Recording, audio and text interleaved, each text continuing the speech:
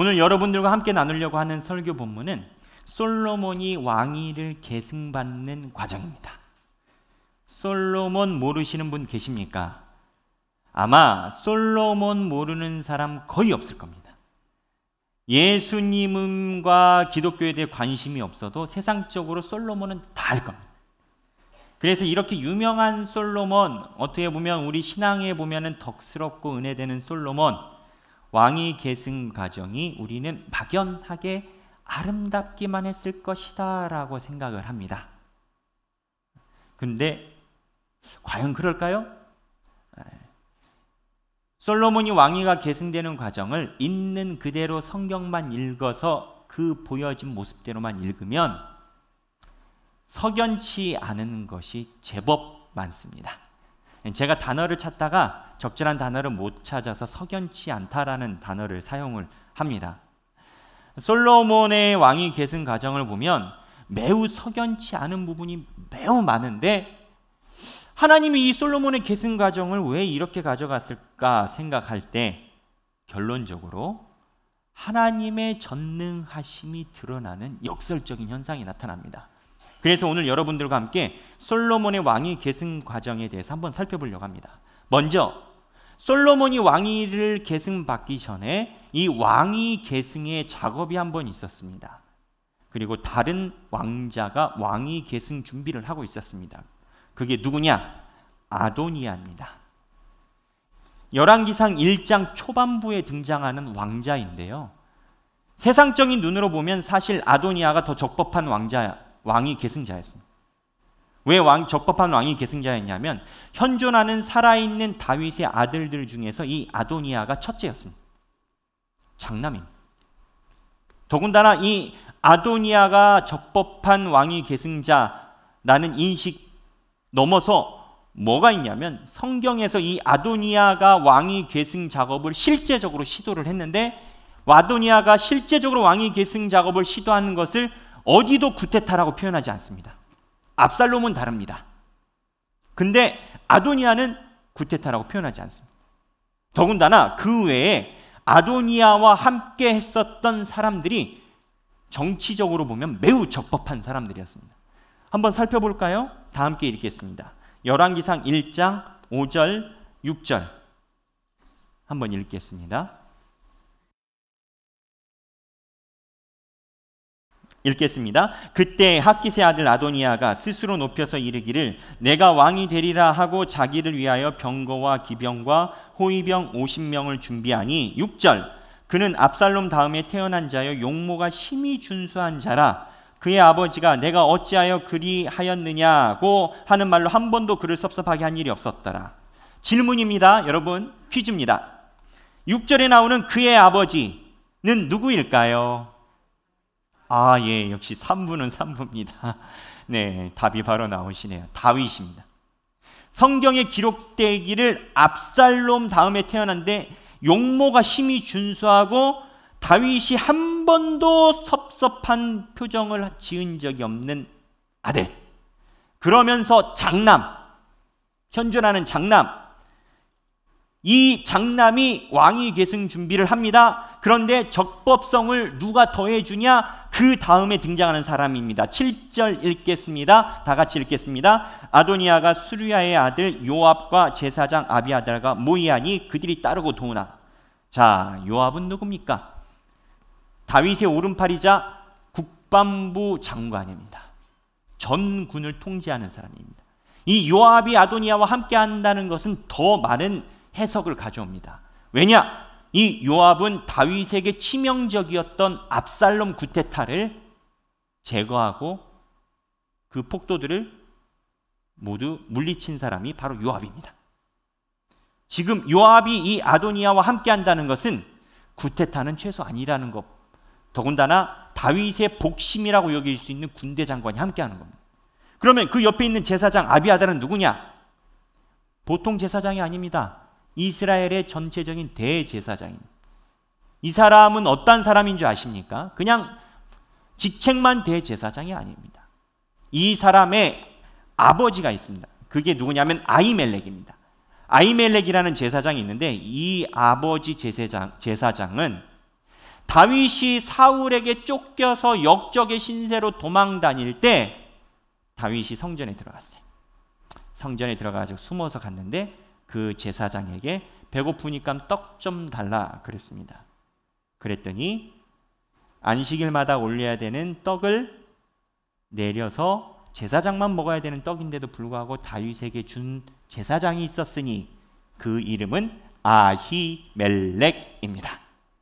이 아히멜렉 제사장이 다윗을 도와줬다가 사울이 와서 격분해가지고 그 아히멜렉뿐만 아니라 같이 하고 있는 제사장, 뭐 어떻게 보면 지금으로 보면 부목사님 이렇게 생각할 수 있겠죠. 80몇 명을 다 죽여버립니다. 제사장에게 처음으로 칼댄 자가 사울입니다.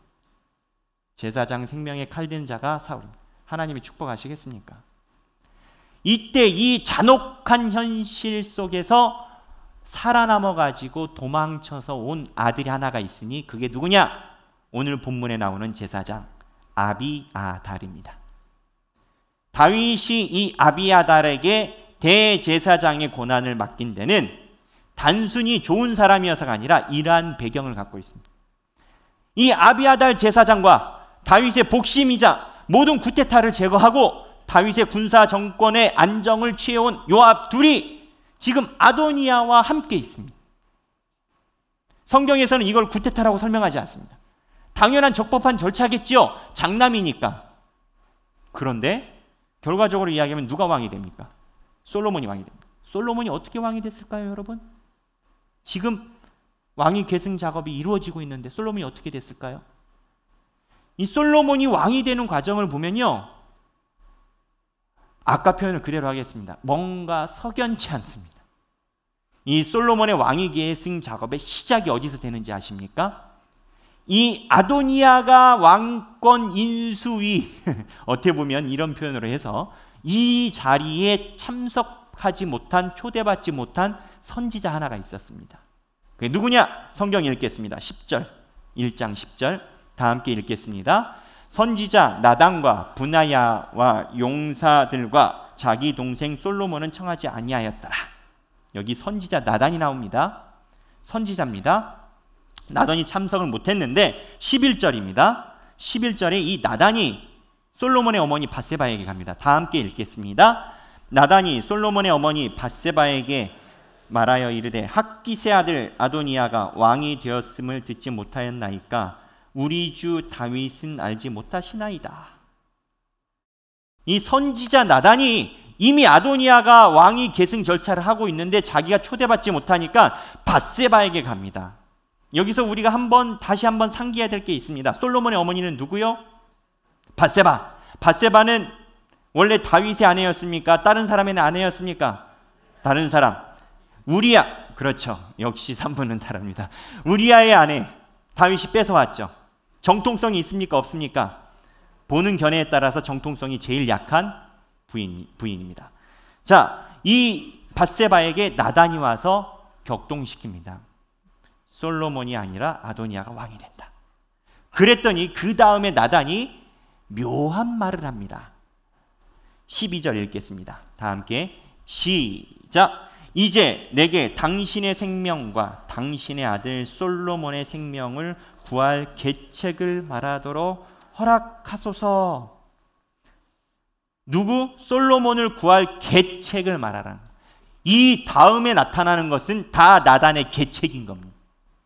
우리는 솔로몬이 왕위 계승 작업에 하나님께 축복받고 세계적으로 유명한 왕이기 때문에 무언가 다른 절차로 왕이 된 거라고 생각을 하지만 사실 성경에 있는 본문대로라면 하나님의 말씀이나 다른 거에 의해서 시작된 게 아니라 아도니아에게 초대받지 못한 나단 선지자가 솔로몬의 왕위 계승 작업의 계책을 드러냅니다. 그럼 여기서 계책이 끝난 줄 아십니까? 실제적으로 계책을 냅니다. 그 계책이 뭔지 살펴보겠습니다. 13절 읽어보겠습니다. 시작. 당신은 다윗왕 앞에 들어가서 아뢰기를 내 주 왕이여 전에 왕이 여종에게 맹세하여 이르시기를 내 아들 솔로몬이 반드시 나를 이어 왕이 되어 내 왕위에 앉으리라 하지 아니하셨나이까? 그런데 아도니아가 무슨 이유로 왕이 되었나이까? 하소서.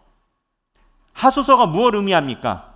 밧세바에게 할 말을 가르쳐 주는 겁니다. 그렇죠? 누가? 나단이. 근데 그 내용이 뭐예요? 전에 왕이 여종에게 맹세하여 내 아들 솔로몬이 왕이 되겠다라는 멘트를 하라는 거예요. 여기서 우리 합리적으로 생각해 볼 필요가 있습니다. 나단은 이 계책을 알고 이야기를 했을까요? 없는데 이야기를 했을까요? 알고 이야기했다고 생각하면 나단이 누구한테 들었다는 얘기입니다.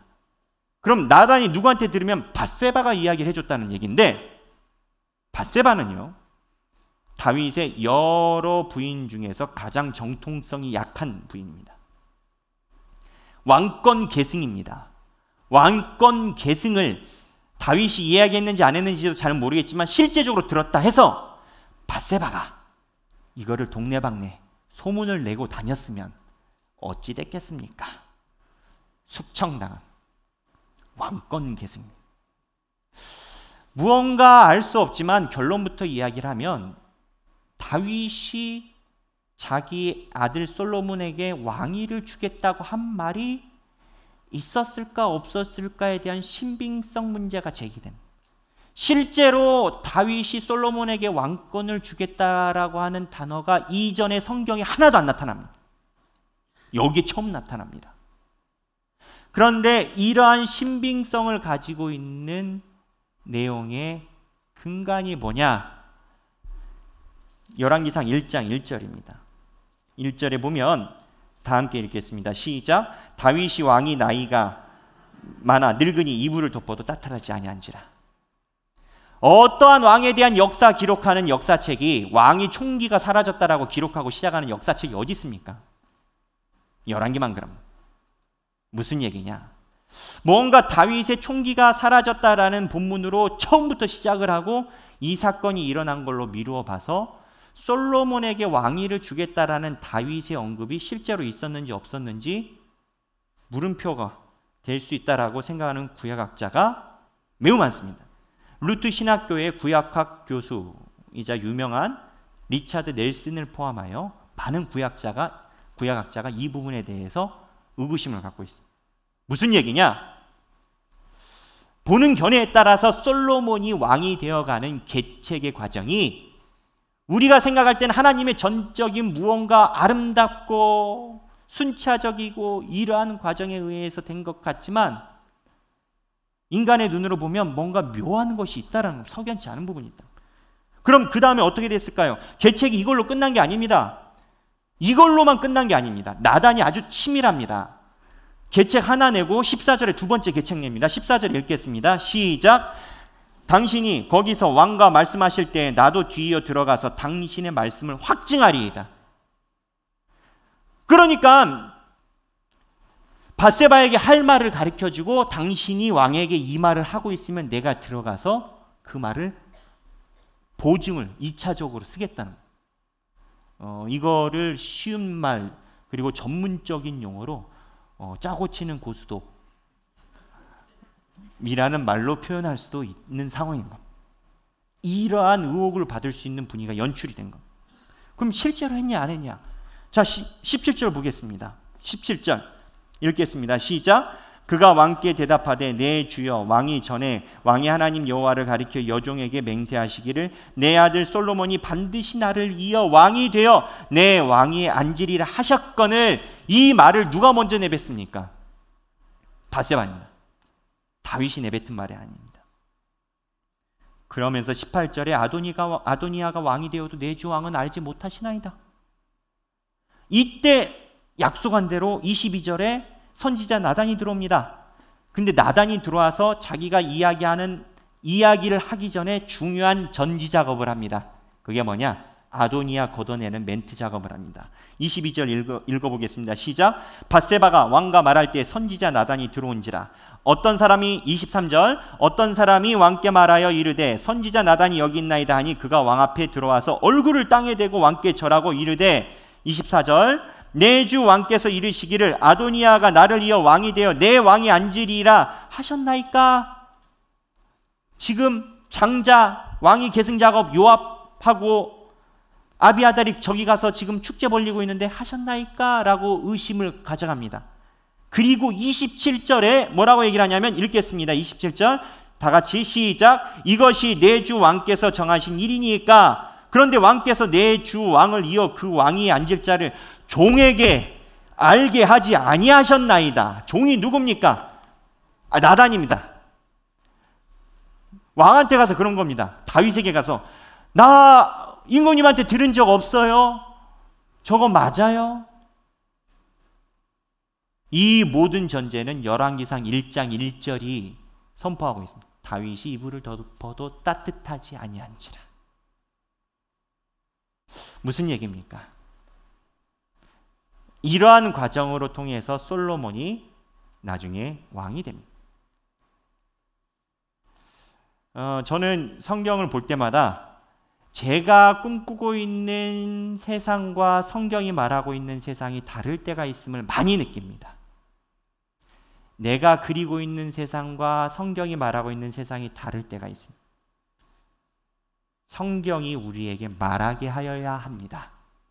그렇다면 이 성경 본문이 우리에게 말하고 있는 건 무엇일까요? 어떻게 보면 세상 정치와 같습니다. 냄새가 날 수도 있습니다. 근데 여기에 솔로몬이 왕이 됐어요. 저는 이 본문 보면서 하나님의 전능하심을 느낍니다. 우리는 선한 곳에 하나님의 역사가 있는 것을 믿습니다. 하나님의 능력은 선한 곳에 분명히 있고 역사하십니다. 그러나 악한 계획 중에도 하나님의 역사가 있다는 사실은 우리는 모릅니다. 악한 계획이나 사탄과 마귀의 노력이라 할지라도 죄송하지만 하나님 손바닥 아닙니다. 하나님이 그쪽에서 일어나는 것 또한 하나님의 전능하심으로 통제하고 계시다는 것. 물론 우리 인간이 가지고 있는 기준과 잣대로 충분히 이해하기 어렵습니다. 그런데 이런 생각을 도련합니다. 솔로몬이 성경 본문에 따라서 좀 다르지만 빨리 계산해야 다윗의 8번째 아들입니다. 늦게 계산한 데는 10번째 아들로 기록해놨습니다. 아도니아가 4번째입니다. 위에 셋은 죽었으니까. 만약에 하나님께서 이러한 냄새나는 정치적인 야합에서 풀어놓으시고 그게 되게끔 하지 않으셨으면 8번째, 10번째 되는 솔로몬이 왕이 될 수 있었겠습니까? 우리는 잘 모르지만 하나님께서 전능하심으로 오히려 이 판을 엎으사 하나님이 원하시는 그림을 가져가 버리십니다. 뛰어봤자 하나님 아니에요. 널 뛰어봤자 하나님. 근데 제가 여러분들과 나누고 싶은 것은 이게 아닙니다. 이거를 바라본 다윗의 마음이 어떻겠냐 이겁니다. 여러분, 가끔 우리는 이러한 기사를 봅니다. 재벌들의 자손들이, 아버지 재벌이 호흡기를 끼고 임종을 준비하고 있는데 그 앞에서 재산 다툼이 일어났다라는 기사를 가끔 봅니다. 그럼 기사에서 이 기사를 뭐라고 표현하냐면 왕자의 난, 뭐 이러고 기사가 납니다. 그러면 이 기사가 모든 국민에게 위로를 줍니다. 왜 위로를 주냐? 야, 돈 많아봤자 무슨 소용이 있어. 자기가 죽기 전에 죽지도 않았는데 자식들이 저렇게 재산 가지고 싸우는데. 그리고 자식들에게 이야기하죠. 너희들은 그러지 마라. 난 줄 것도 없다. 열심히 싸워봤자 줄 것도 없으니까 니네 싸우지 마. 다윗은요, 자기가 지금 이불을 덮어도 따뜻하지 않은 그 임종을 앞두고 있는 상황에서 장남과 밧세바의 아들 솔로몬이 칼 겨루기를 하고 있는 것을 다윗이 그대로 보고 있어요. 다윗 마음이 좋았을까요? 자식들이 부모님의 재산을 가지고 눈앞에서 싸우고 있는 모습, 그 부모 괜찮나요? 근데 다윗은 묘한 걸 느끼는 거예요. 나는 너무 힘들고 안 보고 싶고 자식들이 이러는데 그 안에 하나님의 움직이심이 다윗은 보이는 거예요. 하나님의 손길이 다윗은 그 안에 보이는 거예요. 다윗은 두 가지를 할 수가 있습니다. 다윗은 시인이기 때문에 이 힘든 상황을 탄식시로 남길 수도 있습니다. 탄식을 하면서 하나님, 내 자식들이 저럽니다. 주여. 근데 다윗은 그쪽 방향으로 가지 않았어요. 다윗은 뭐라고 했냐면 오늘 본문에 48절에 다른 사람이 봤는데 또한 이르시기를 이스라엘의 하나님 여호와를 찬송하리로다. 여호와께서 오늘 내 왕위에 앉을 자를 주사 내 눈으로 보게 하셨도다. 다윗이 정말 솔로몬이 자기 형을 이기고 올라온 걸 보고 기뻤을까요? 10손가락 깨물어서 안 아픈 자식 있으면 나와보라고 하십시오. 비가 오면 비가 오는 대로, 해가 뜨면 해가 뜨는 대로 안 된 자식 마음 쓰이는 게 부모의 마음이었는데 자기 아들 솔로몬이 형 이기고 왕이 된다고 있는 그 자리에 다윗이 마음이 좋기만 했겠냐 이겁니다. 근데 다윗의 감사에 정말 위대한 건 여기 있어요. 우리가 오감이라고 표현하는 거, 인간이 자기의 감정을 느끼고 육체적으로 느끼는 것을 오감이라고 표현한다면 사람들의 감사는 오감 안에 있습니다. 내가 기쁘면 감사하고요, 내가 슬프면 감사 못하고. 근데 여러분 그거 아십니까? 안 믿는 사람들도 그런 건 합니다. 하지만 지금 다윗은 한쪽에는 자식들이 보이는 모습으로 인한 탄식이 있고 한쪽으로는 그런 냄새 나는 상황 속에서도 하나님의 빛이 보이는 두 가지를 다윗은 보고 있는데 다윗은 두 개 중에 내 오감을 버리고 하나님의 존전에 대한 감사를 외칩니다. 다윗이 하나님께 드린 마지막 감사는 인간이 가지고 있는 오감에 기반 두고 있는 감사가 아니라 그럼에도 불구하고 하나님의 전능하심이 나타남에 대한 하나님을 향한 감사입니다. 예수 믿는 사람들 왜 이렇게 힘든가? 저는 이러한 본문 보면서 그런 생각 많이 했습니다. 아니, 다윗이 솔로몬으로 이양할 때만큼은 좀 조용해야지. 힘 안 들어야지. 하나님이 어차피 성경에서 계획하신 큰 역사 중에 하나 아닙니까? 근데 여러분 알아야 되는 사실이 있습니다. 하나님께서 약속하신 약속이라 한다 하더라도 하나님은 우리의 헌신과 십자가 짐을 요구를 하십니다. 왜요? 하나님은 우리를 컨트롤하는 압제자가 아니시기 때문에 하나님이 하실 수 있지만 너희들이 해라 라는 일을 통해서 하나님이 하나님과 함께하는 인간 세상을 가져가시는 거예요. 우리 집 예수 믿고 나서 왜 이렇게 힘든지 모르겠어요. 목사님, 제 남편은 몇십 년 동안 기도를 해도 예수를 안 믿어요. 하나님, 예수님, 제 아내는 얼마나 시간이 지나도 제 말을 듣지 않고 하나님을 섬기죠. 또 그 안에서 또 믿는 가정 안에서 또 다툼도 있어요. 그러나 그러한 하나님이 없어 보이는 그 현장에도 하나님이 분명히 계십니다. 가정에도 마찬가지요. 교회도 마찬가지요. 하나님이 세우신 나라에도 마찬가지.